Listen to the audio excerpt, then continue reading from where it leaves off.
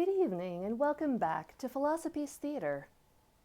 Tonight is the second night of the three that we'll be talking about Aristotle's Nicomachean Ethics, Book 1. Last night we discussed how he tells you what happiness is in Book 1 and how he spends books 2 through 10 explaining to you in more detail how to acquire it. This evening, we'll be focusing on 3 misconceptions of the happy life in Book 1, Section 5. The 3 misconceptions of the happy life are important because by the end of discussing them, Aristotle has given us the shape of the account that he thinks happiness has to fill. You can think of what he's doing here as essentially creating a picture in negative space. The more he tells you what happiness isn't, the more clearly you can see what happiness is. Let's begin. People quite reasonably reach their conception of the good, of happiness, from the lives that they lead. And he says among these, there are 3 that are the most highly favored: the life of gratification, the life of political activity, and the life of study. Interestingly, Aristotle brackets the life of study here and picks it up again only in Book 10, after he's completed the rest of his account. What he goes on to talk about in Section 5 as the 3rd sort of misconception is actually the life of money-making. The first misconception of the happy life is the one that the many, the most vulgar, would seem to conceive the good and happiness as, namely pleasure. We can all think today of plenty of people who live this kind of life. It involves moving from moment to moment, seeking nothing more than gratification. Aristotle says, however, that this type of life is the life of grazing animals. There's nothing distinctively human about the life of pleasure. And, if you think about it, animals tend to be better at it than we are. Picture Bessie the cow. Bessie wakes up in the morning. If she's cold, she moves over to some sunshine. If she wants some green grass to chew on, she chews on it. She doesn't worry about whether it's going to make her fat. She doesn't worry about whether the sun is going to give her skin cancer. Human beings, on the other hand, who try to live the life of pleasure, are notoriously bad at it. Instead, what often happens is that they end up chasing pleasure to pleasure and never being satisfied. The second type of life that Aristotle discusses in 2.5 is the life of honor, and he connects it to the life of virtue. A life of honor is, again, he says, the sort of life that politicians live. Unfortunately, Aristotle says that this is too superficial to be what we are seeking, for it seems to depend more on those who honor than on the one honored. Honor and respect depend on getting it from other people. Not only can you get honor you don't deserve, but you can not be respected for something you should be. And you don't want your happiness to depend on the opinion of other people. Aristotle then goes on to say that perhaps instead of thinking of honor as the goal of the political life, we should think of it as virtue. Even then, however, he says that this is apparently too incomplete to be the good. Why?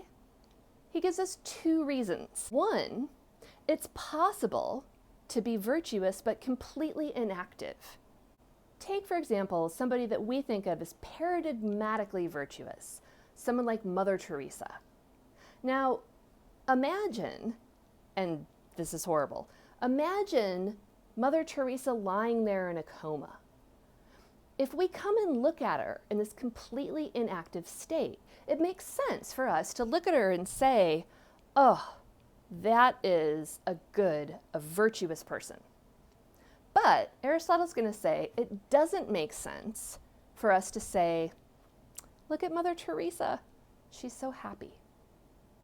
The second objection that Aristotle has to thinking that virtue is the life of happiness is that only somebody who is trying to defend a philosopher's paradox would claim that someone who suffers the worst evils and misfortune is still happy just because they're virtuous.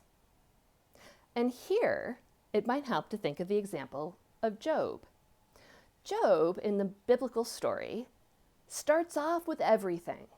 Over the course of the story, however, everything is taken from him bit by bit until in the climax of the story, he's sitting on a heap of dirt, scraping out his boils with some shards of pottery, and his wife has just told him to curse God and die.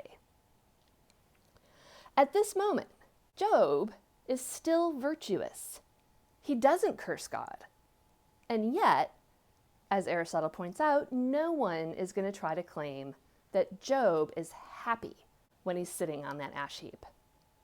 Finally, Aristotle discusses the life of money-making.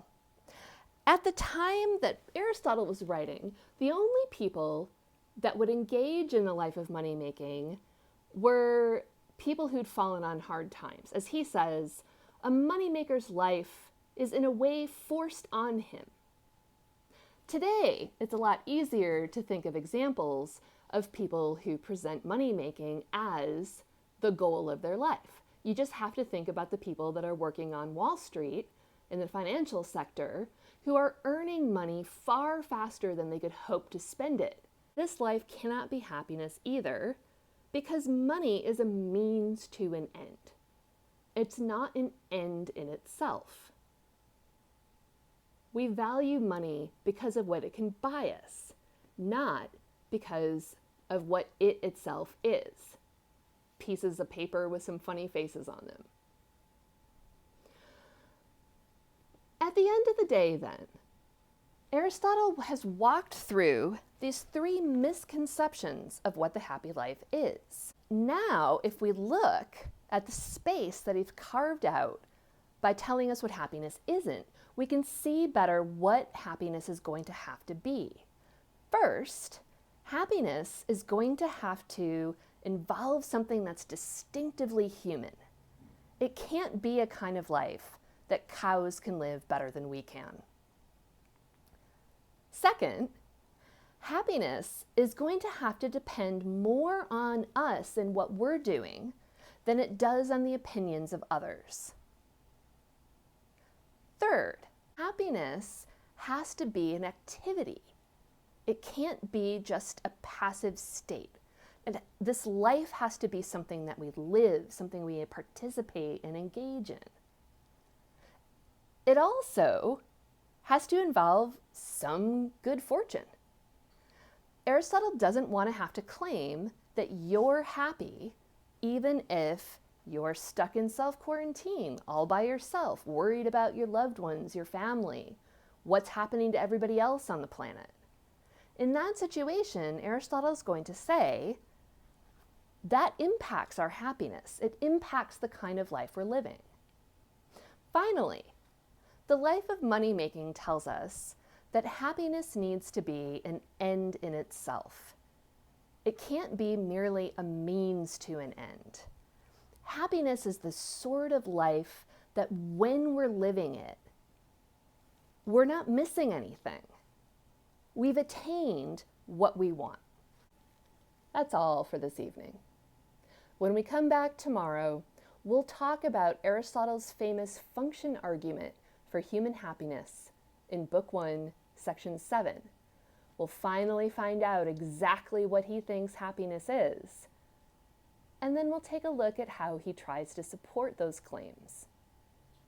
Until then, good evening and good reading. Additional support for this program was provided by Andrew Arlig's Studyful of Nerdy Books.